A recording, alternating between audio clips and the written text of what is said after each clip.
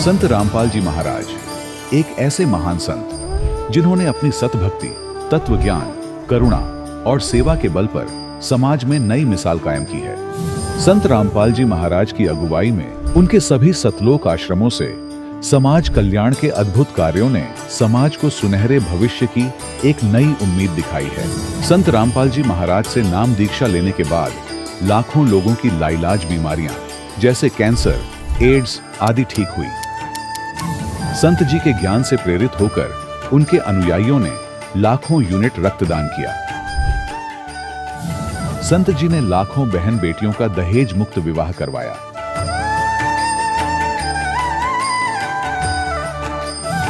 संत जी ने लाखों लोगों का नशा छुड़वाया, करोड़ों उजड़े परिवार बसे।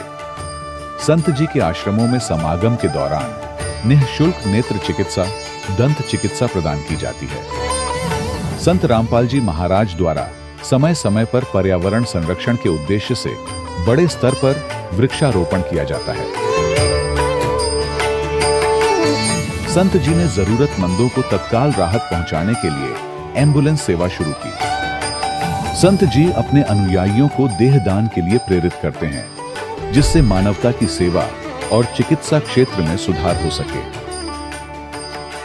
संत रामपाल जी महाराज के सभी आश्रमों में हर रोज निःशुल्क भंडारा आयोजित किया जाता है, जहां हर वर्ग, हर जाति और हर धर्म के लोग एक साथ बैठकर भोजन करते हैं।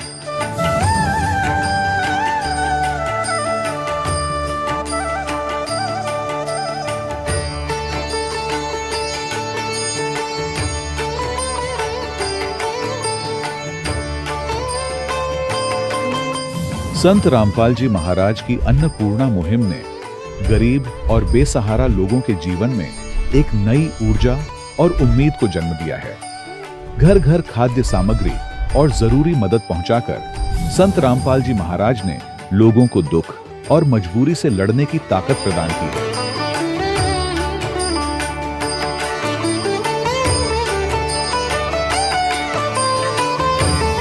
संत रामपाल जी महाराज द्वारा गरीब लोगों के लिए घर बनवाने का अद्भुत कार्य एक ऐसी मिसाल कायम कर रहा है जो सदियों सदियों संत जी की उदारता और दया भावना के तौर पर जाना जाएगा।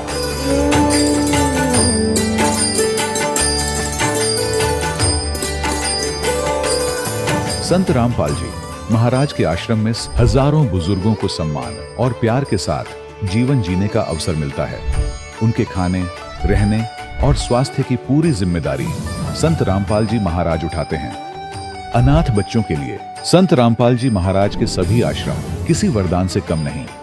यहाँ उन्हें शिक्षा, संस्कार और भविष्य के लिए बेहतर अवसर प्रदान किए जाते हैं। चाहे बाढ़ हो, भूकंप या महामारी, संत रामपाल जी महाराज और उनके अनुयायी हमेशा ही जरूरतमंदों के लिए सबसे आगे खड़े रहते हैं। कोविड महामारी के दौरान संत रामपाल जी महाराज के आश्रमों से करोड़ों लोगों के लिए भोजन, दवाइयां और जीवन रक्षक सामग्रियां उपलब्ध कराई गई। चाहे गरीब की मदद हो या किसी शोषित और पीड़ित वर्ग के हक और सम्मान की लड़ाई, संत रामपाल जी महाराज ने हमेशा ही उनकी दबी आवाज को सरकारों तक पहुंचाया है और उन्हें उचित न्याय दिलवाने में अहम भूमिका अदा की है। समाज में आध्यात्मिक और सामाजिक मूल्यों के प्रति जागरूकता लाने में संत रामपाल जी महाराज हर कदम पर मानवता के सच्चे सेवक साबित हुए हैं। संत रामपाल जी महाराज का जीवन हमें सिखाता है कि सच्ची सेवा वही है जो निस्वार्थ भाव से की जाए। आइए हम भी इस महान सेवा के कार्य में इस महान संत से जुड़ें और संत रामपाल जी महाराज से नाम दीक्षा लेकर अपने जीवन को धन्य बनाएं।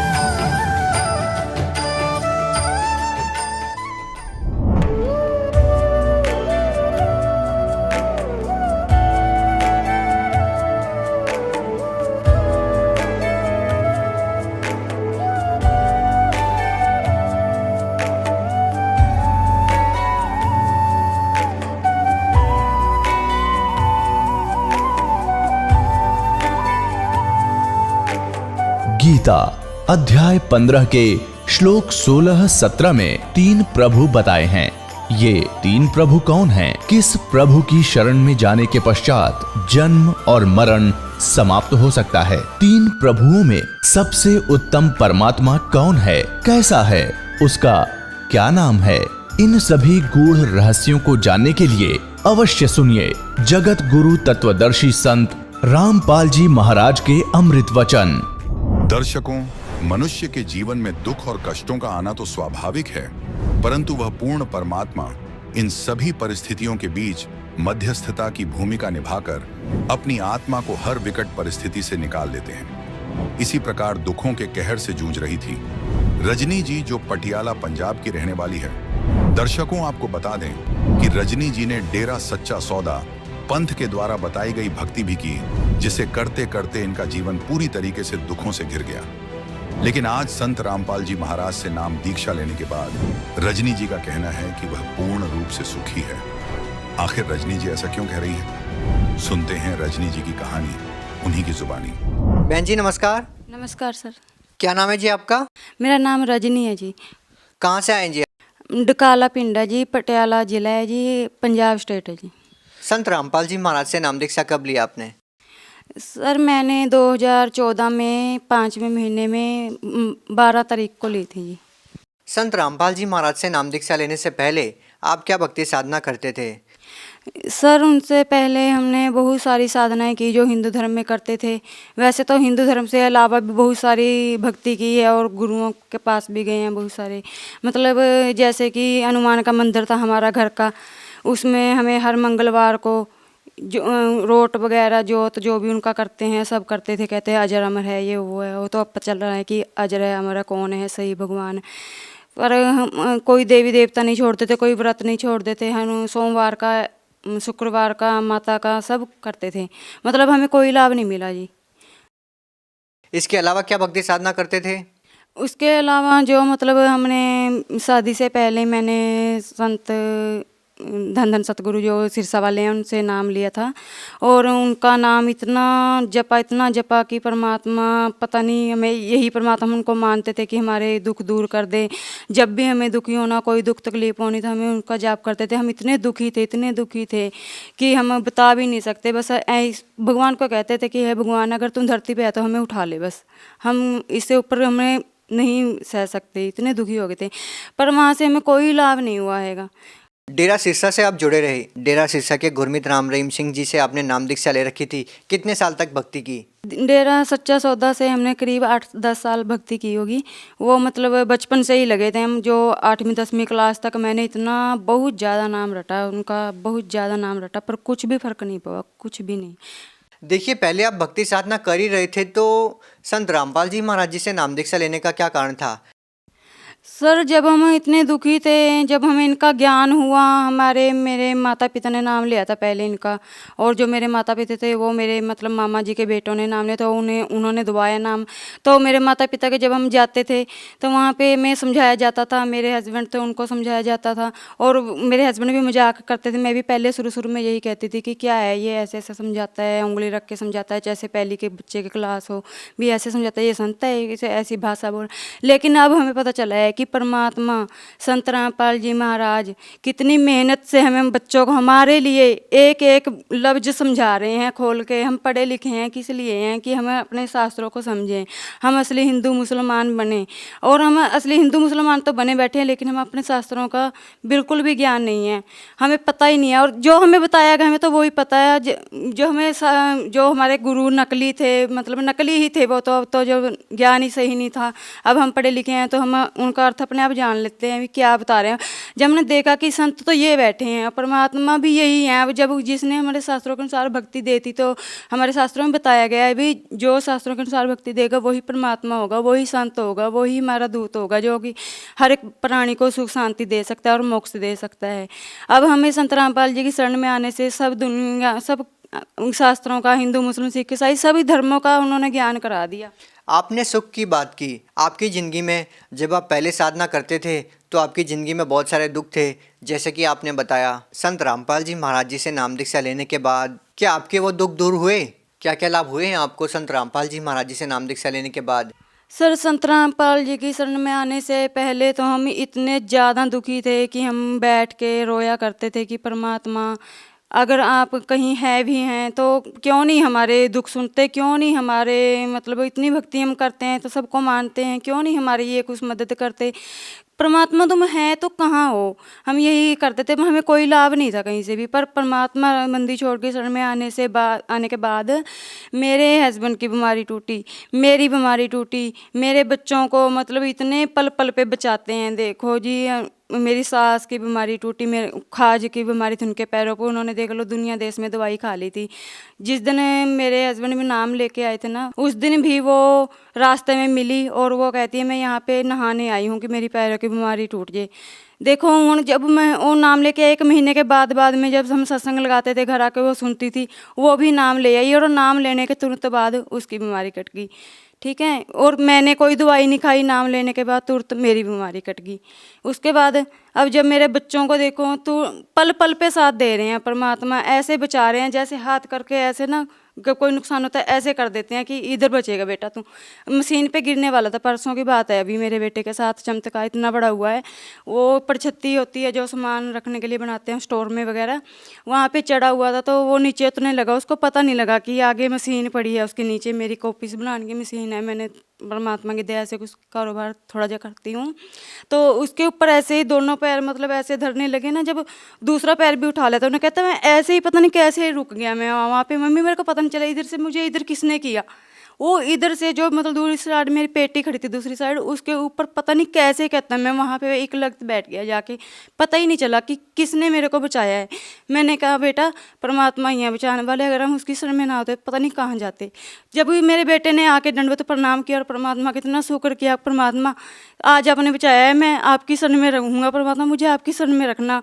मेरा बेटा थोड़ा सा मतलब मानता नहीं था ना, उनके साथ बहुत ज़्यादा परमात्मा ने इतना पल पल पे साथ देते हैं कि ये मान जाए ये मान जाए। अब वो अपने आप कह देते हैं कि परमात्मा मुझे अपनी शरण में रखना, नहीं तो इतनी दुखी थी कि पता नहीं वो मानेगा कि नहीं मानेगा। सर जो मतलब सबसे बड़ा लाभ है मेरी ज़िंदगी का वो तो यही है कि जो मेरे घर हस्बैंड थे, मेरे घर वाले थे, वो इतने नशे करने लगे थे, दारू नहीं छोड़ते थे, भीम नहीं छोड़ते थे, बुक्की नहीं छोड़ते थे, और फिर घर में आके कला केस पैसों की मतलब जो लुटाते थे वो अलग से, जो दुख तकलीफ सी वो अलग से, और जो मेरा मन दुखी होता था ऐसा लगता था कि जैसे कुछ खा के मर जाए बस। इतना मन दुखी था कि एक औरत की तकलीफ को और कोई नहीं समझ सकता, एक औरत ही समझ सकती है, परमात्मा बंदी छोड़ ही समझ सकते हैं, उनके अलावा कोई समझ ही नहीं सकता, और उन्होंने समझा है और मेरे दुख दूर किए हैं। नहीं तो अगर मैं उसकी शरण में ना होती पता नहीं आज मेरे शरीर कहाँ रुलता, कहाँ मेरे हाथ रुले होते अब तक। क्या आपके पति आज भी नशा करते हैं? नहीं हो, अब तो वो अपनी जो बाइक की चाबी भी है, अगर कोई कहता है कि मुझे ठेके पे या कहीं पे जाना है, मुझे मोटरसाइकिल दे दो कोई नशा वाली जगह पे, वो भी मना कर देते हैं कि नहीं मैं चाबी नहीं दूंगा, और जहाँ मर्जी भाग जाओ, जिस मर्जी चीज़ को मेरे पास से मांग लो, भगवान की दया से मेरे परमात्मा ने सब कुछ दे रखा है, मेरे घर में कैसी चीज़ की कमी नहीं छोड़ी है, पर मैं वहाँ पर जाने के लिए आपको बाइक नहीं दूंगा, आपको गाड़ी की चाबी नहीं दूंगा, इतना भी नहीं कर सकते हैं। देख लो संत रामपाल जी महाराज जी से नाम दीक्षा लेने के बाद आपको और क्या लाभ हुए हैं? संत रामपाल जी की महाराज की शरण में जाने के बाद मेरे घर में सुख शांति हुई है, और मेरे घर में सबसे बड़ा लाभ यही हुआ कि मैं ना अपने घर में भी परायो जैसी थी। जैसे मैं किसी चीज़ को छूती थी तो मेरे घर वाले कहते थे नहीं ये केड़ा तुम्हारे बाप ने दी है, तुम्हारी माँ ने दी है, मेरी है, हमारी चीज़ को हाथ नहीं लगाना। और अब देखो परमात्मा ने मेरा वो घर बना दिया पहले जहाँ मैं रहती थी, और उसके बाद परमात्मा ने अब मेरे को इतना बड़ा घर दिला दिया, पता नहीं वो कैसे किस तरह है मेरे हस्बैंड के दिल में आया कि मैं जगह लूँ वो लूँ, इतनी बढ़िया परमात्मा ने मतलब वो घर भी बना दिया, अब कोई कहने वाला भी नहीं है हमें। उसके बाद परमात्मा ने गाड़ी दिला दी, सब कुछ दिला दिया, कोई पैसे की दिक्कत नहीं आती है। परमात्मा की दया से जितने हम खर्च कर देते हैं उतने दुगने घर में आ जाते हैं। पता नहीं परमात्मा कहाँ से लाभ दे रहे हैं कहाँ से नहीं, हमें कुछ मतलब मन में सोचते हैं और अगले दिन वो सोच पूरी हो जाती है। परमात्मा के बस और कुछ भी करने की जरूरत नहीं है, परमात्मा की सच्ची भक्ति करो, शास्त्र अनुसार भक्ति करो बस। आप भगत समाज को और क्या संदेश देना चाहेंगे? सर हमारे लिए सबसे बड़ी खुशी की बात यही है कि हर रोज़ मतलब नाम ले रहे हैं बाहरले मुल्क में भी और हमारे मुल्क में भी। देखो कैसे तादाद में लोग भाग भाग के आ रहे हैं, ज्ञान समझ समझ के भागे चले आ रहे हैं। और सबसे बड़ी खुशी की बात तो यही है कि सब लोग हजारों की तादाद में हमारे संत रामपाल जी महाराज जी को समझ रहे हैं, अपने ज्ञान को, अपने शास्त्रों को समझ रहे हैं और उनकी शरण में उनके नाम उपदेश ले रहे हैं। जी धन्यवाद। सच्चाई। दर्शकों, अभी आपने सुने संत रामपाल जी महाराज से दीक्षा प्राप्त करके सुखी हुए भक्त के अनुभव। अब देखिए जगत गुरु तत्वदर्शी संत रामपाल जी महाराज के मंगल प्रवचन। सत्संग उन्हीं पुण्यात्माओं को प्राप्त होता है जिन पर परमेश्वर की असीम रजा होती है। परमेश्वर की असीम रजा किन पुण्यात्माओं पर होती है? जो पूर्व जन्म के भक्ति युक्त होते हैं। क्योंकि मनुष्य जीवन दो प्रकार से प्राप्त होता है।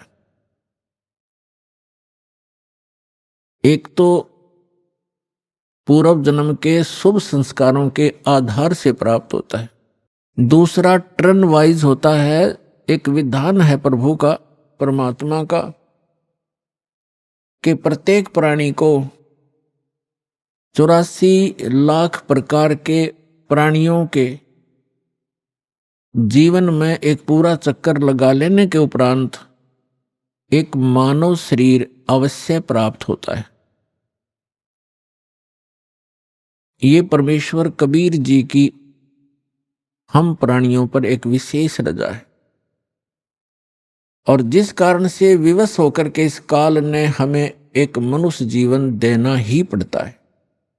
और वो मानव शरीर ही हमारे लिए एक गोल्डन चांस होता है, एक स्वर्ण अवसर होता है शुभ कर्म करने का, दान धर्म करने का और मोक्ष प्राप्त करने का। और मानव शरीर प्राप्त करके भी हम मोक्ष प्राप्ति नहीं करते तो भारी भूल है प्राणी की। उसका कारण क्या है? उसका कारण ये है कि जो मानव शरीर प्राप्त प्राणी जो पूर्व जन्म के संस्कार से मानव शरीर प्राप्त किए हुए हैं, वो परमात्मा की भक्ति के लिए अवश्य कहीं ना कहीं जुड़ जाते हैं। चाहे वो अपनी परंपरागत साधनाएं करें या कोई गुरु बना करके उसके बताए अनुसार भक्ति करें, वो भक्ति के बिना, भगवान के बिना वो रह नहीं सकते। चाहे वो दुख में सुमरन कर रहे हो, चाहे वो सुख में कर रहे हो। और दूसरी प्रकार के जो प्राणी होते हैं जो टर्न वाइज यानी नंबर 84 लाख योनियों में कष्ट उठा करके वो फिर मानव शरीर जो प्राप्त किए हुए होते हैं वो भक्ति नहीं करते। उनका स्वभाव पशुओं जैसा ही होता है, बकवाद करना, शराब पीना, मांस खाना, झगड़े करना, बेमतलब किसी के साथ खसना, जैसे पशु जा करके दूसरे को बेमतलब टक्कर मार देते हैं, झगड़े बढ़ जाते हैं। तो वो प्राणी उस टाइप के ही झगड़े करवाते हैं। शांति प्रिय घर में भी वो आग लगा देते हैं।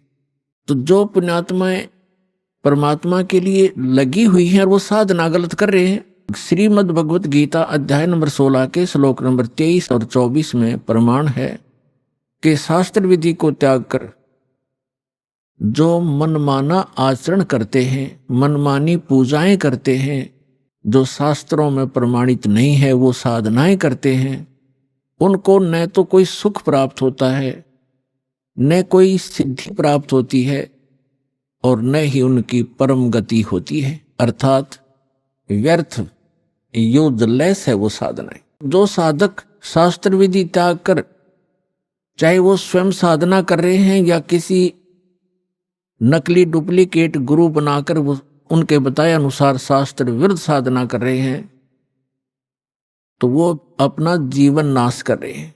जो सीधे ही 84 लाख योनियों से निकलकर मनुष्य शरीर प्राप्त करते हैं वो तो भक्ति करते ही नहीं, उनका तो वैसे ही जीवन नाश हो ही रहा है। तो इसके लिए सत्संग की आवश्यकता पड़ती है। और सत्संग का अर्थ होता है यथार्थ अध्यात्म ज्ञान। और यथार्थ अध्यात्म ज्ञान केवल परमात्मा ही बता सकता है। अपने द्वारा रची हुई सृष्टि को वही बता सकता है। अन्य चाहे कोई ऋषि है, महर्षि है या देव है, वो केवल अटकलबाजी ही लगा सकता है। जैसे साइंटिस्ट हैं, ये पहले देव आत्माएं थी, उस शरीर को भोग कर ये मनुष्य शरीर में आ गए हैं। अब ये जो ट्राई कर रहे हैं ये केवल अटकलबाजी ही लगा सकते हैं, परमात्मा के विधान को ये जान नहीं सकते। ठीक इसी प्रकार जो ऋषि महर्षियों ने साधनाएं की, अभ्यास किए, मेडिटेशन हठ योग किए, उनको जैसी उपलब्धि हुई, जैसे आजकल साइंटिस्ट ट्राई कर रहे हैं, ऐसे ही ऋषियों ने ट्राई किया था। तो वो भी सिर पटक कर बैठ गए, उनको कुछ हासिल नहीं हुआ। अंत में ऊट पटांग व्याख्या बना करके सब मानव को संतुष्ट कर दिया। इसी प्रकार ये साइंटिस्ट कुछ दिनों में अपना जो निष्कर्ष है निकाल कर फाइनल कर देंगे, पर परमात्मा के विधान को परमात्मा ही बता सकता है, जीव नहीं जान सकता। तो वो परमात्मा अपने विधान और सत्संग को सुनाने के लिए स्वयं ही आते हैं। ये हमारे सदग्रंथ भी प्रमाणित करते हैं, क्योंकि जैसे पवित्र वेद है, ये गॉड गिवन स्पिरिचुअल नॉलेज है, परमात्मा का दिया हुआ अध्यात्म ज्ञान है, चारों वेद। और पांचवा वेद नष्ट कर दिया गया यहाँ के स्वामी द्वारा। यहाँ का स्वामी कौन है? वो ब्रह्म है, जिसको ज्योत स्वरूपी निरंजन अर्थात काल भी कहते हैं। इसको ये डर बना रहता है कि कहीं मेरे अंतर्गत जितने भी ये प्राणी फंसे हुए हैं, इनको परमात्मा का वास्तविक ज्ञान ना हो जाए। यदि इनको वास्तविक ज्ञान हो गया और जो सुख में सथल है, सत्यलोक अविनाशी परमात्मा का जो शाश्वत स्थान है, जहाँ कोई दुख नहीं, वहाँ जरा और मृत्यु नहीं, वृद्धावस्था और मृत्यु नहीं, इसको डर बना रहता है कि यदि इनको उस स्थान का पता लग गया तो यहाँ कोई नहीं रहेगा। जिस कारण से ये कुछ पुण्य आत्मा होती हैं, उनको यहाँ भेज देता है, उनको गुरु पद प्राप्त करवा देता है। फिर वो शास्त्र विरुद्ध साधना बता के पूरे मानव मात्र को भ्रमित कर देते हैं। उसके लिए परमात्मा आते हैं। जो पवित्र चारों वेद हैं ये गॉड गिवन है, कबीर गॉड गिवन, कबीर परमात्मा के द्वारा दिया हुआ ज्ञान है। इस काल ने पांचवा वेद समाप्त कर दिया, जिसको सूक्ष्म वेद कहते हैं, जिसको तत्व ज्ञान कहते हैं। उसके अभाव से जो हम यहाँ भटक रहे हैं, उसकी पूर्ति के लिए परमात्मा स्वयं आते हैं। परमात्मा को आज तक जितने भी ऋषि महर्षि हैं, उन्होंने निराकार बताया है कि उसका कोई आकार नहीं है। और जितने भी हमारे धर्म ग्रंथ हैं, उन्होंने परमात्मा को साकार बताया है, नर आकार बताया है, सशरीर बताया है, उसका नाम कबीर बताया है। तो ब्रह्मा जी भी अपनी माता दुर्गा जी से कहते हैं कि माता जी, जब मैं वेद पढ़ता हूं और फिर आपका अनुभव सुनता हूं और मैं भी अभ्यास करके जो अनुभव करता हूं, उसमें बहुत विरोधाभास है, वो कुछ विपरीत ही ज्ञान है और हमारा जो अनुभव है वो उसके विपरीत है। तो दुर्गा जी को भी सख्त हिदायत है इस काल भगवान की, क्योंकि ये इसकी पत्नी है ब्रह्म की। इसको सख्त हिदायत है कि वास्तविक जानकारी उस परमात्मा की कभी नहीं बताना। तो ये भी अपने पुत्रों को यथार्थ ज्ञान ना बता करके इसी की महिमा सुनाती है कि वो तो निराकार है, वो सामने आता नहीं, वो कभी दिखाई नहीं देता। और वेदों में परमात्मा को नर आकार लिखा है, सशरीर लिखा है, और ऊपर बैठा ऊपर के लोक में जैसे राजा विराजमान होता है, सिंहासन के ऊपर सिर पे मुकुट होता है सफेद कलर का, और ऊपर एक छत्र है मालिक के, बहुत चमक है उसमें। जैसे यहाँ झिलमिल झिलमिल होती है, ऐसे उस परमात्मा के मुकुट और छत्र के अंदर झिलमिल होती है। कभी उसका सुनहरी रंग बन जाता है, कभी वाइट बिल्कुल सफेद कलर हो जाता है। तो इस प्रकार उस परमात्मा की सतिथि है। और जो 4 वेद ये परमात्मा की महिमा तो बताते हैं कि परमात्मा ऐसा है, उसका ये रूप है, वो कहाँ रहता है, वो क्या लीला करता है, लेकिन वो मिलता कैसे है ये वर्णन इन 4 वेदों में नहीं है। फिर इसके बिना ये वेद क्या है? फिर जैसे किसी ने बता दिया आपके अमुक रोग है, उसके ये लक्षण हैं, और औषधि है नहीं, तो खाक बताया, वो क्या फायदा हुआ उस रोग के बताने का? तो वेद जो है, वेद दोनों काम करता है, रोग भी बताता है, उसके लक्षण भी बताता है, और अचूक औषधि भी रखता है, तो उससे लाभ होगा। तो ये दास है रामपाल दास इस विश्व में आज के दिन परमात्मा के कंप्लीट स्पिरिचुअल नॉलेज लेकर आया है, कबीर भगवान का दिया हुआ।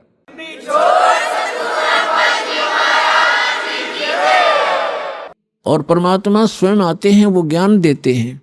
ऋग्वेद मंडल नंबर 9 सूक्त नंबर 86 के 86 के मंत्र 26 और 27 में, ऋग्वेद मंडल नंबर 9 सूक्त 54 के मंत्र 3 में, ऋग्वेद मंडल नंबर 9 सूक्त 82 के 82 के मंत्र नंबर 1, 2, 3 में, ऋग्वेद मंडल नंबर 9 सूक्त 94 के मंत्र 1 में, ऋग्वेद मंडल नंबर 9 सूक्त 95 के मंत्र 2 में, ऋग्वेद मंडल नंबर 9 और सूक्त 20 मंत्र 1 में, ऋग्वेद मंडल नंबर 9 सूक्त 1 मंत्र 8 और 9 में, ऋग्वेद मंडल नंबर 9 सूक्त 96 यानी 96 के मंत्र 16 से लेकर 20 में, और भी अनेक स्थानों पर ये स्पष्ट किया हुआ वेदों में कि वो परमात्मा ऊपर के लोकों में रहता है और वहां राजा के समान सिंहासन पर विराजमान है,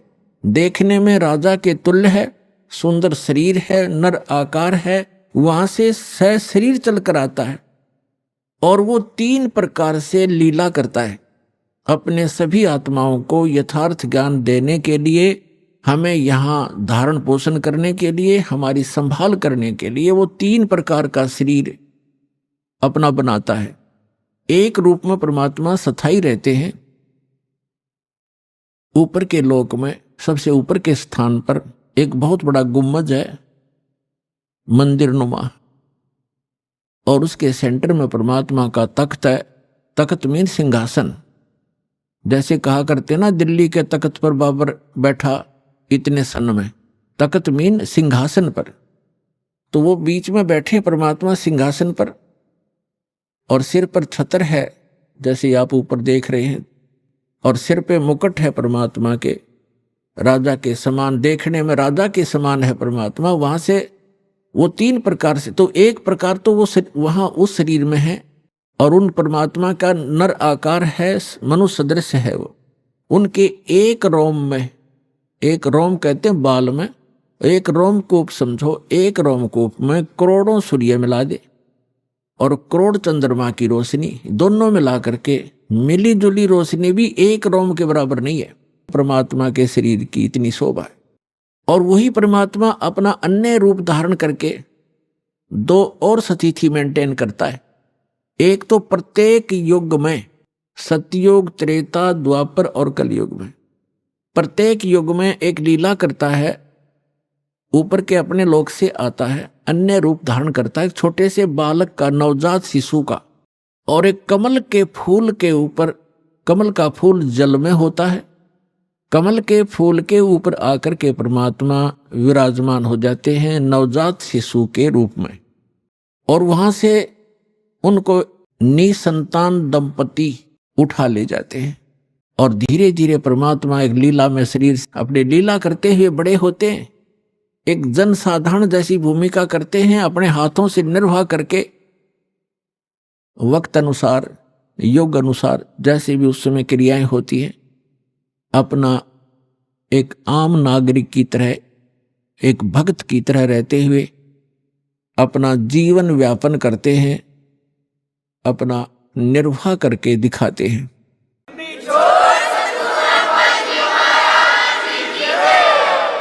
और फिर वो धीरे धीरे बालक रूप थोड़ा सा बड़े होते हैं, 5-4 वर्ष की आयु में ही बड़े बड़े विद्वानों को अध्यात्म ज्ञान में पराजित कर देते हैं, उनके छक्के छुड़ा देते हैं। फिर वो बड़े होकर के तत्वदर्शी संत कहलाते हैं, अपनी महिमा आप ही बताते हैं। अपनी महिमा को वो लोकोक्तियों के माध्यम से, दोहों के माध्यम से और शब्दावली के माध्यम से, यानी पद्य भाग में सुनाते हैं, जिस कारण से वे एक कवियों में से भी एक प्रसिद्ध कवि की पदवी प्राप्त करते हैं, लेकिन वो होते हैं परमात्मा। क्योंकि कवियों के ज्ञान में, उस ज्ञान से पता चलता है, कवि अपने स्तर की केवल एक पोइम बना सकते हैं, अध्यात्म ज्ञान नहीं बता सकते। और कबीर परमात्मा को कवि कहने लगे हम अज्ञानता से। उन्होंने जो ज्ञान दिया है वो 4 वेद, 18 पुराण, 6 शास्त्र, महाभारत, श्रीमद् भगवद गीता, कुरान और पुराण बाइबल, इन सभी का एक मिला जुला ज्ञान है। जो उनके अंदर ज्ञान है वो तो ज्ञान इसमें है ही है, परमात्मा के द्वारा दिए ज्ञान में। जो उनके अंदर ज्ञान उपलब्ध नहीं है, जो भक्ति विधि नहीं है और वो तत्व ज्ञान नहीं, वो भी बता रखा है। तो वो परमात्मा थे, भले ही हम उनको कवि कहने लगे। तो जिस प्रकार परमात्मा दूसरी प्रकार की जो स्थिति है, प्रत्येक युग में एक बालक रूप धारण करते हैं, धीरे धीरे बड़े होते हैं, तो उस समय जब वो बालक रूप में प्रकट होते हैं, ये भी एक उनका उन भगवान के पहचानने के लक्षण हैं कि वो बचपन में किसी माँ का दूध नहीं पीते, कंवारी गायों का दूध पीते हैं। तो कंवारी गायों के दूध से उनके परवरिश की लीला होती है। ये वेद बताते हैं। ऋग्वेद मंडल नंबर 9 सूक्त नंबर 1 मंत्र 8 और 9 में ये दोनों प्रमाण हैं। 3 प्रकार की शरीर परमात्मा धारण करते हैं और नवजात शिशु रूप में जब प्रकट होते हैं उस समय उनकी परवरिश की लीला कंवारी गायों से होती है। और परमात्मा कबीर जी ने 600 वर्ष पहले जब वो आए थे, ये लीला की थी, उन्होंने यही लीला की थी। 25 दिन के हो गए थे, कुछ आहार किया नहीं, माता पिता चिंतित हो गए। तब भगवान शिव आए शिवपुरी से कबीर परमात्मा के आदेश से, क्योंकि यहाँ के जैसे एक प्रांत के मंत्री होते हैं, तो जैसे प्रधानमंत्री यहाँ आएगा तो उसकी व्यवस्था यहाँ के मुख्यमंत्री और मिनिस्टर वही करवाते हैं, आगे खड़े हो जाते हैं। तो इस प्रकार ये यहाँ के मंत्री हैं। श्री ब्रह्मा जी रजोगुण विभाग के, श्री विष्णु जी सतोगुण विभाग के और श्री शिव जी ये तमोगुण विभाग के। जो नीरू और नीमा नाम के जो जुलाहा थे वो उसी जन्म में ब्राह्मण थे। गौरी शंकर और सरस्वती उनका नाम था। मुसलमानों ने उनको जबरदस्ती बाई फोर्स उनको मुसलमान बना दिया था। हिंदुओं ने उनको अपने जाति से अलग कर दिया था। तो पहले वो उनकी रोजी रोटी कथा करके प्राप्त उस दक्षिणा से चला करती थी, वो बंद होगी। इसलिए उन्होंने जुलाहे का कार्य शुरू किया था और जिस कारण से वो जुलाहा कहलाए। तो वो शिव के पुजारी थे ब्राह्मण, जब वो ब्राह्मण थे, लेकिन भले ही मुसलमान बन गए थे, लेकिन भगवान शिव की याद उनको फिर भी सता रही थी। तो भगवान शिव से उन्होंने अर्ज की थी, नीरू और नीमा ने, कि हे भगवान, हे शिव जी, पहले तो हमारे कोई संतान नहीं थी, आपने दया बख्शी, कमल के ऊपर ये बालक दे दिया, अब ये खा कुछ नहीं रहा, 25 दिन हो गए, उसके मुंह की तरफ देख रहे हैं, रो रहे हैं। तो तब परमात्मा की प्रेरणा से भगवान शिव वहां आए और परमात्मा को गोदी में लेकर कहा कि आपका बच्चा दिखाओ। एक साधु रूप में आए शिव जी और परमात्मा को गोदी में लिया। तो परमात्मा ने, कबीर परमेश्वर जी ने कहा कि हे महात्मा जी, इनसे कहो एक कंवारी गाय लावें और उसके ऊपर आप अपना आशीर्वाद भरा हाथ रख देना गऊ पर। कंवारी गाय पे वह दूध देवेगी, वो दूध पीऊंगा, ऐसा ही किया गया। तो ये पुण्यात्मा आज से 600 वर्ष पहले घटी घटना है, आज की कोई लोक वेद नहीं, दंत कथा नहीं जो दास आपको सुना रहा है। एक तो आप निश्चिंत हो जाना, ये दास जो वचन कहेगा वो बेप्रमाणित नहीं होंगे, वो प्रमाणित होंगे। ये कबीर सागर है। आज से 600 वर्ष पहले आदरणीय धर्मदास साहिब जी जो परमात्मा की एक प्यारी आत्मा थे, उन्होंने लिखा था जो भी घटना भगवान के साथ घटी थी, जो परमात्मा ने उनको बताई, सृष्टि रचना और कैसे कैसे अपनी लीला परवरिश की सारी बताई, वो उस समय लिखी गई थी 600 वर्ष पहले। और आज हमारे सदग्रंथ कबीर सागर के अंदर आपको प्रमाणित करते हैं। देखिएगा, ये कबीर सागर संपूर्ण 11 भाग, खेमरा श्री कृष्ण दास प्रकाशन, मुंबई। ये कबीर पंथियों का ही प्रकाशित है। कबीर पंथी भारत पथिक स्वामी युगलानंद बिहारी द्वारा प्रस्कृत। खेमराज मुद्रक एवं प्रकाशक हैं खेमराज कृष्णदास, अध्यक्ष श्री वेंकटेश्वर प्रेस, खेमराज श्री कृष्णदास मार्ग, मुंबई। ये अब इसके हम आपको ले चलते हैं 74 पृष्ठ पे। जैसे थोड़ा मौखिक बताते हैं, अभी आपको बताया कि परमात्मा नवजात शिशु रूप धार करके कमल के फूल पर प्रकट हुए थे। नीरू और नीमा ये 2 जुलाहा थे, दंपति थे, पति पत्नी थे। नीरू पति का नाम, नीमा उसकी पत्नी का। तो अब जब बच्चे ने कुछ खाया पिया नहीं कुछ दिन तक, तब रामानंद जी के पास वो नीरू गया, क्योंकि साधु संतों से ही ऐसी कोई दिक्कत होती है, उनसे सलाह लेते हैं। तो स्वामी रामानंद जी एक बड़े महापुरुष, विद्वान पुरुष माने जाते थे, वेदों, गीता और पुराणों के, और बहुत सुप्रसिद्ध महात्मा महर्षि कहलाते थे, पंडित जी थे।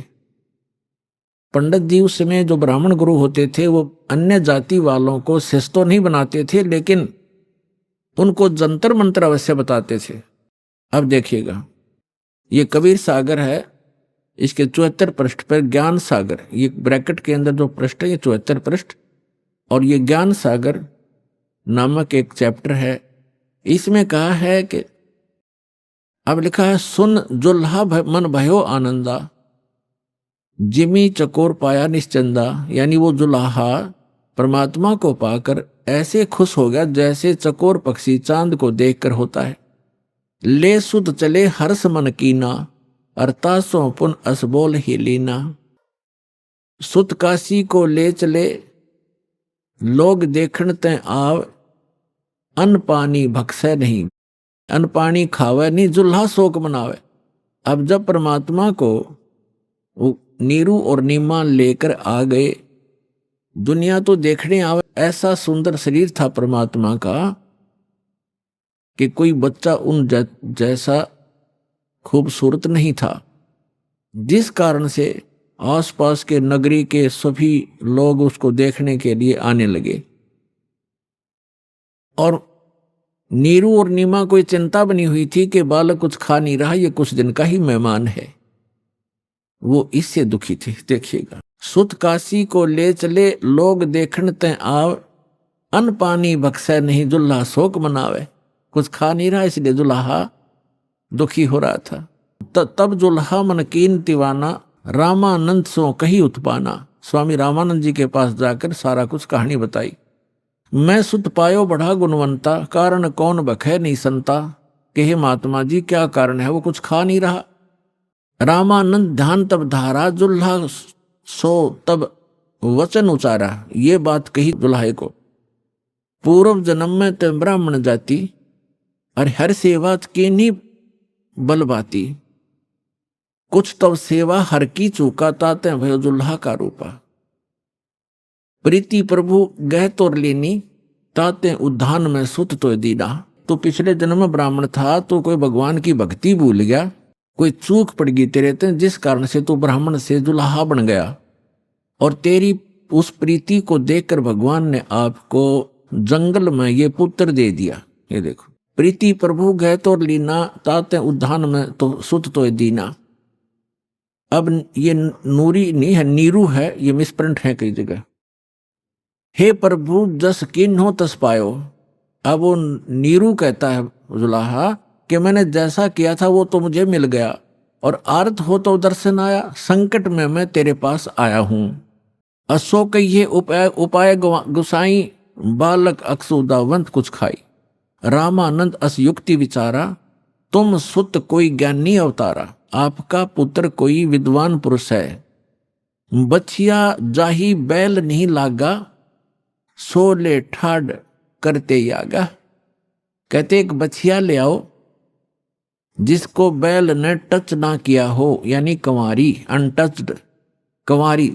बछिया जाही बैल नहीं लागा, सोले ठाड करते ही आगा। उसके सामने खड़ा कर दो, उस बच्चे के सामने कंवारी गाय लाके।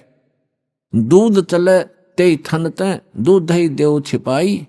और अक्सुदावंत होवे ताको देखवाई, फिर उसको पिला देना। जुल्हा एक बछिया ले आवा, और चलो दूत कोई मरम न पावा। चलो दूत जुल्हा हरसाना, राख छिपाई काहो नहीं जाना। अब यहाँ दूत शब्द है, ये लेखकों ने क्योंकि कुछ इसमें गड़बड़ कर दिया, जैसे ये कबीर पंथियों ने थोड़ी बहुत इसमें अपनी बुद्धि से दोबारा प्रिंट कराते समय कुछ परिवर्तन करने की चेष्टा की है। अब वो दूत कौन था? अब गरीबदास साहिब जी गांव छुड़ाने जिला झज्जर वाले को वही परमेश्वर पुनः आकर के मिले। पर जैसे दास बता रहा है कि 3 प्रकार की स्थिति से वो परमात्मा हमारी सबकी संभाल करता अपने बच्चों की। और वही ऋग्वेद मंडल नंबर 9 सूक्त 1 मंत्र 8 में प्रमाणित है कि वो परमात्मा 3 प्रकार के शरीर धारण करता है, हम सबका धारण पोषण करने के लिए, हमें संभालने के लिए। तो दूसरी प्रकार की स्थिति दास आपको क्लियर कर रहा है कि एक बालक रूप धारण करके आता है। और तीसरी प्रकार की स्थिति में वो परमात्मा जहां चाहे कभी भी किसी साधु महात्मा संत के रूप में प्रकट होकर अपनी प्यारी आत्माओं को, अच्छी आत्माओं को मिलकर उनको तत्व ज्ञान से परिचित कराते हैं। और अपने आप भगवान को भगवान सिद्ध कराने के लिए, क्योंकि काल ने ज्ञान मिथ्या कर दिया होता है, अध्यात्म ज्ञान को नष्ट कर दिया होता है, इसलिए अपने साक्षी तैयार करता है, उन महापुरुषों को सतलोक ले जाता है, वापस छोड़ता है। तो वो तीसरी प्रकार की स्थिति में वो परमात्मा आते हैं और उन प्यारी आत्माओं को मिलते हैं। किन किन को मिले इस कलयुग में दास के जो नॉलेज में है?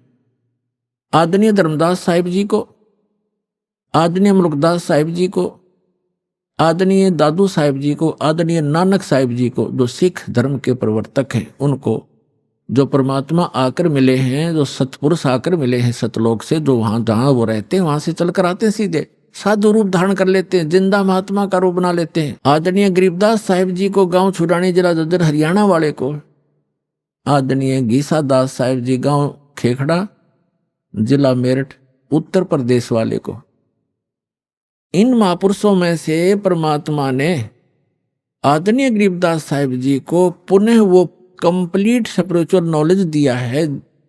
किस लिए? कि काल ने कहा था कि जब तक कलयुग निकट आवेगा आपका समय 5500 वर्ष, तब तक मैं आपके नाम से 12 तो कबीर पंथ चलाऊंगा और अनेक पंथ चलाऊंगा जो आपके ज्ञान को मिथ्या कर देंगे। इसलिए परमात्मा ने आदरणीय गरीबदास साहिब जी को सचखंड ले जाकर अपने से परिचित कराकर और कंप्लीट स्पिरिचुअल नॉलेज, संपूर्ण अध्यात्म ज्ञान उनके अंदर फीड कर दिया। उस पुण्यात्मा ने गरीबदास साहिब जी ने अपने मुख कमल से बोल बोल के वो लिखवाया। उसमें लिखा है कि शिव उतरे शिवपुरी से अवगत बदन विनोद, और मैं के कमल और लिया ईस को गोद। अन ब्यावर को दूहत है, कंवारी को दूहत है, दूध दिया तत्काल, और पीवे कबीर ब्रह्म गति तासिव भय दयाल। यानी शिव जी आए थे शिवलोक से एक साधु रूप बना के,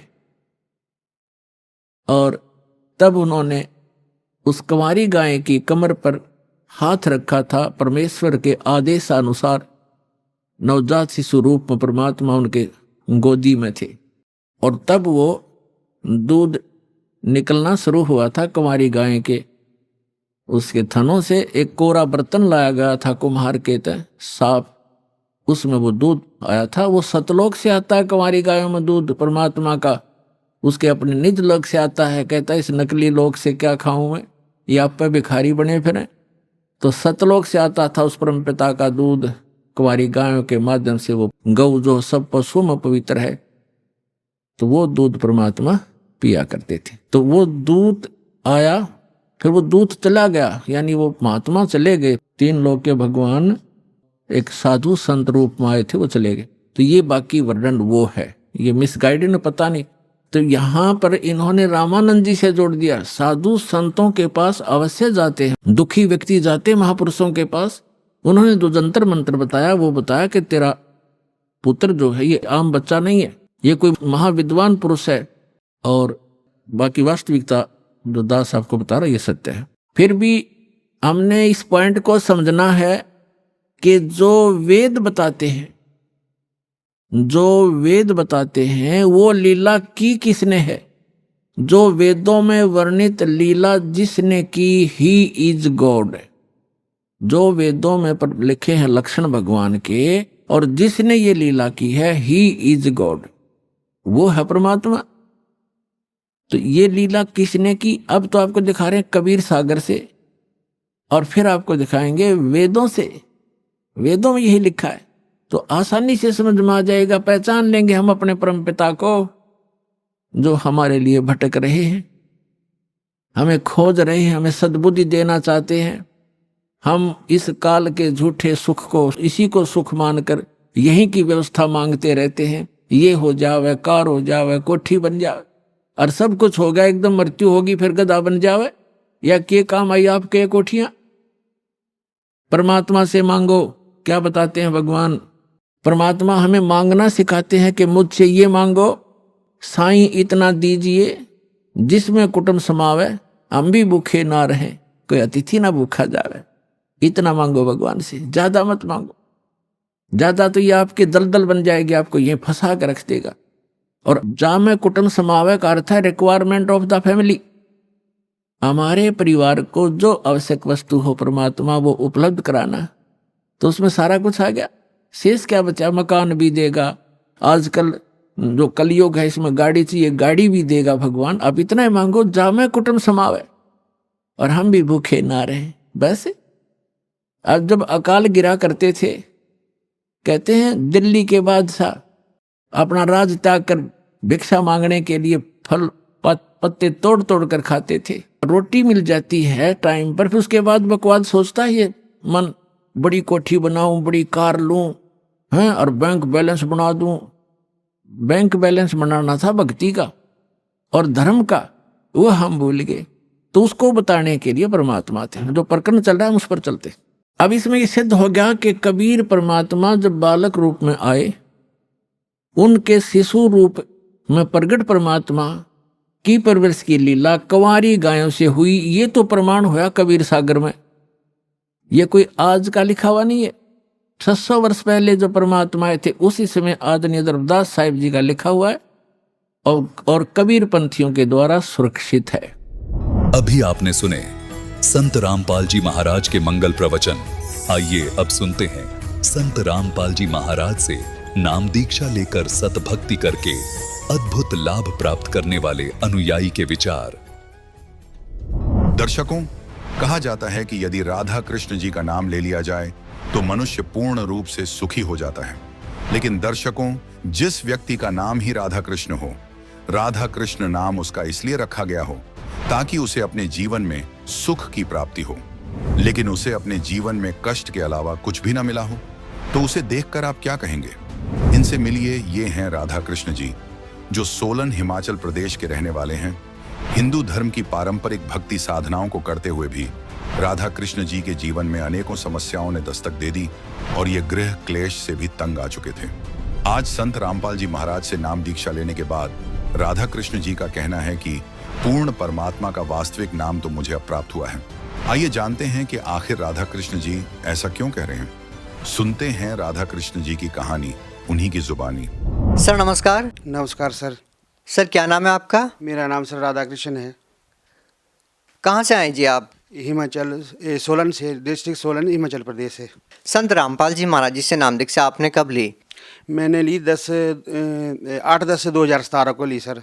सर हमने जो उनकी ज्ञान गंगा पुस्तक है उनको पढ़ा, उसको अध्ययन किया और उन्होंने जो शास्त्रों के अनुसार जैसे गीता जी का ज्ञान, गीता जी उन्होंने खोल खोल के बताया, शिव पुराण, देवी भागवत, जितने भी ग्रंथ है 4 वेद और 18 पुराणों से उन्होंने सबको सत्संग के में वो खोल खोल के दिखाते हैं। तो हमने उनको पढ़ा और गहराई से उसको समझा और उसको समझने के बाद ही जब हमने देखा कि ये तो पूर्ण संत आए हैं, तो उसके बाद ही हमने उनसे जो है नाम दीक्षा ली। पहले क्या भक्ति साधना करते थे आप? सर मैं पहले देवी देवताओं की भक्ति करता था। दुर्गा जी का भी मंदिर था, उसमें पूजा करता था। ब्रह्मा विष्णु इनकी सबकी जितने भी 36 करोड़ देवी देवता है, मैं उन सब की पूजा करता था। जैसे हनुमान चालीसा हुआ, रोज गीता जी का पाठ भी करता था।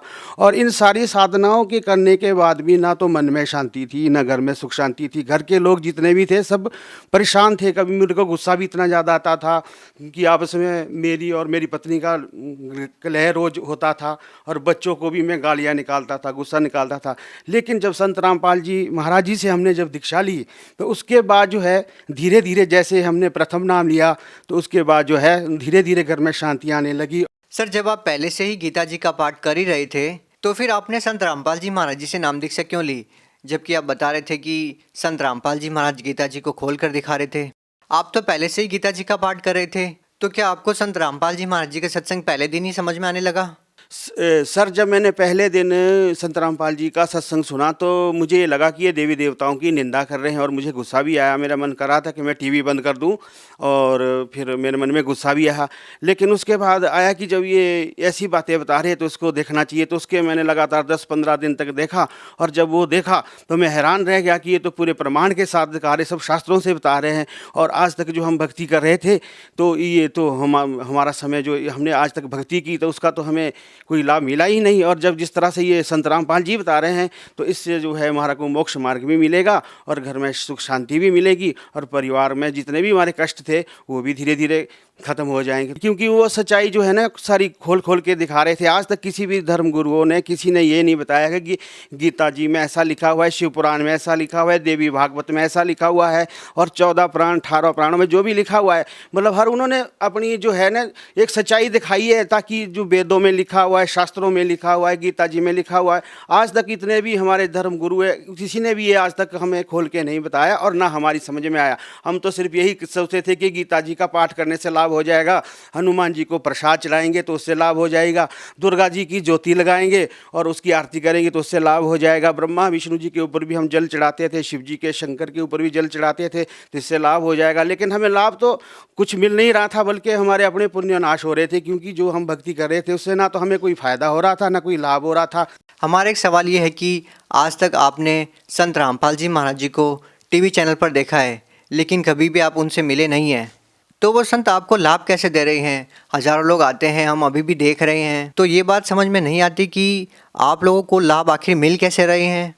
सर ऐसा है कि लाभ जब हम जो भक्ति वो बता रहे हैं, जिस तरह से उन्होंने हमें भक्ति को समझाया है और हम भक्ति कर रहे हैं, तो उनकी वचन शक्ति में इतनी शक्ति है हमारे लिए। तो रोज़ हमें दर्शन देते हैं और हमारे अंदर उनका निवास हो चुका है, हमारे घर में उनका निवास। हमारे ऊपर जो भी कोई आपत्ति आती है तो एकदम हमें सामने दिखाई देते हैं।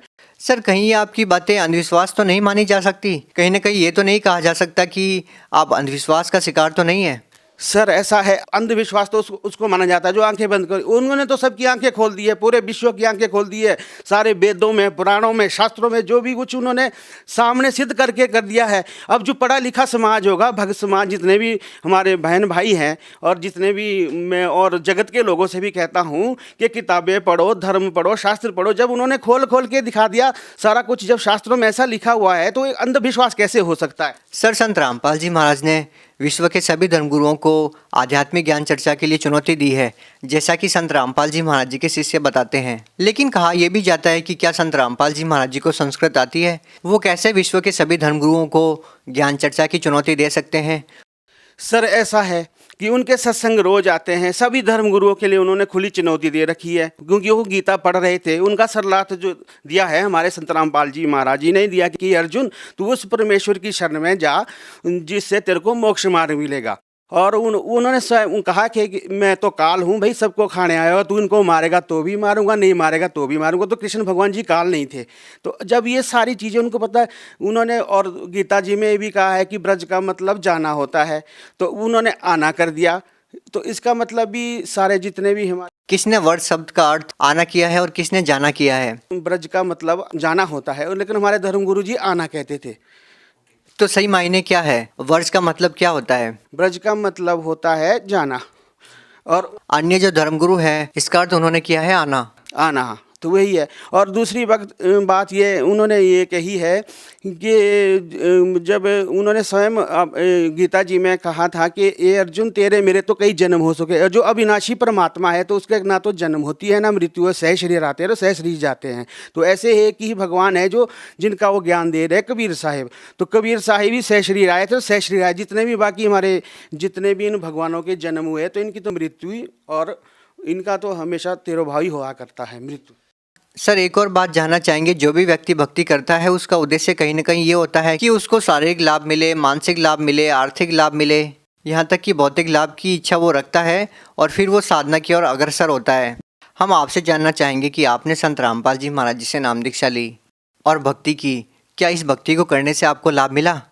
सबसे पहला तो हमें ये लाभ मिला कि हमें मोक्ष मार्ग की भक्ति प्राप्त हुई। उसके बाद मुझे बीपी भी था, शुगर भी था, मैं 3-4 टाइम दवाइयाँ खाता था। और जब से संत रामपाल जी से मैंने नाम दीक्षा ली है तब से जो है मैंने बिल्कुल दवाइयाँ भी मेरी छूट गई है, बिल्कुल सारी, कोई मैं दवाइयाँ नहीं खाता हूँ। और मेरे परिवार में जो है सुख शांति है। और लाभ तो मैं आपको अगर गिनाने लग जाऊँ, जब से मैंने दीक्षा ली 1 साल पहले से, तो मेरे को इतने कष्ट थे, इतने आर्थिक स्थिति जो थी मेरी बिल्कुल चरमरा गई थी। चारों साइड से लोग मेरे को बुरा भला कहते थे। और जब मैं उनसे शुरू में जुड़ा था तो मेरा विरोध भी हुआ, आज भी होता है। और जितने जगत के लोग हैं सब विरोध करते हैं कि भाई ये देवी देवताओं को छोड़ रहे हैं, ऐसा कर रहे हैं, पता नहीं भूतों को पूछते कि तो। लेकिन देवी देवताओं को छोड़ नहीं रहे, उनको सही तरीके से भज रहे, शास्त्रों के अनुसार भज रहे। जो शास्त्रों में भक्ति दी गई है तो उसी के अनुसार हम भज रहे। और मैं जगत के लोगों से भी ये कहता हूँ कि अपनी आंखें खोलो और इस किताब को पढ़ो, गीता को पढ़ो, शस्त्र को पढ़ो, देवी भागवत को पढ़ो, पुराण को पढ़ो, जो पढ़ के समझा रहे हैं कि पूर्ण संताएं हैं।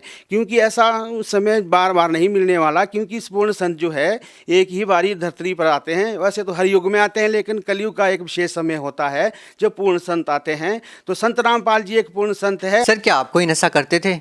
हाँ, मैं नशा भी करता था सर। मैं कुबेर जर्दा वगैरह इत्यादि ये भी खाता था। लेकिन जब से हमने संत रामपाल जी महाराज से लिए तो हम कोई भी नशा नहीं करते हैं, और बिल्कुल हम सारे नशे हमने बिल्कुल त्याग दिए हैं। सर लोग तो ये भी कहते हैं कि भक्ति करने का उद्देश्य ये नहीं होता कि आपको आर्थिक लाभ मिले।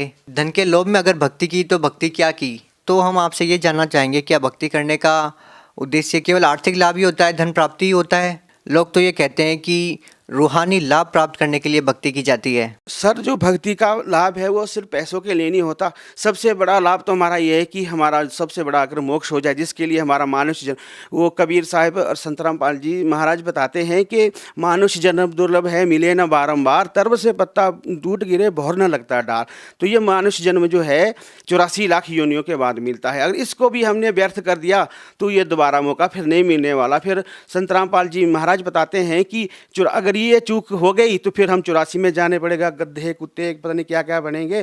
तो उसके बाद जो है, तो मेरा तो सबसे हाथ जोड़ के यही विनम्र प्रार्थना है कि आर्थिक लाभ तो अपने आप मिल जाते हैं, जो परमात्मा की कृपा सर पे होती है। संत रामपाल जी की वचन शक्ति में इतनी शक्ति है कि सारे लाभ अपने आप और सारे कार्य अपने आप हो जाते हैं। जी धन्यवाद।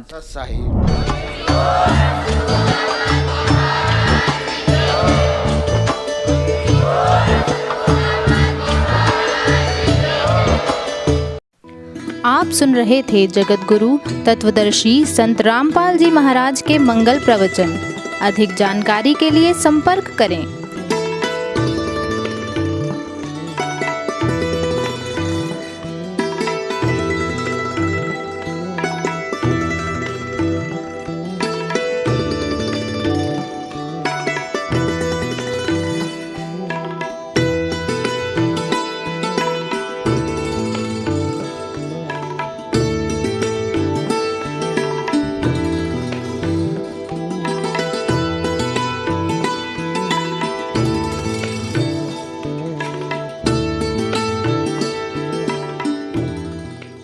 जगत गुरु तत्वदर्शी संत रामपाल जी महाराज जी के पावन सानिध्य में भक्ति की अलख जगाने तथा श्रद्धालुओं को सत्य भक्ति मार्ग का रास्ता दिखाने हेतु कनाडा के लोकप्रिय channel the TV NRI channel पर जगत गुरु तत्वदर्शी संत रामपाल जी महाराज जी के मंगल प्रवचनों का प्रसारण प्रतिदिन सुबह 7:30 बजे से 8:30 बजे तक तथा रात्रि 7:30 बजे से 8:30 बजे तक किया जा रहा है। इस सत्य भक्ति मार्ग को अपनाने के लिए अधिक से अधिक सत्संग प्रसारण देखें। इस सत्संग प्रवचन का सीधा प्रसारण संत रामपाल जी महाराज लाइव सत्संग YouTube चैनल और जगत गुरु संत रामपाल जी महाराज Facebook पेज पर भी देख सकते हैं।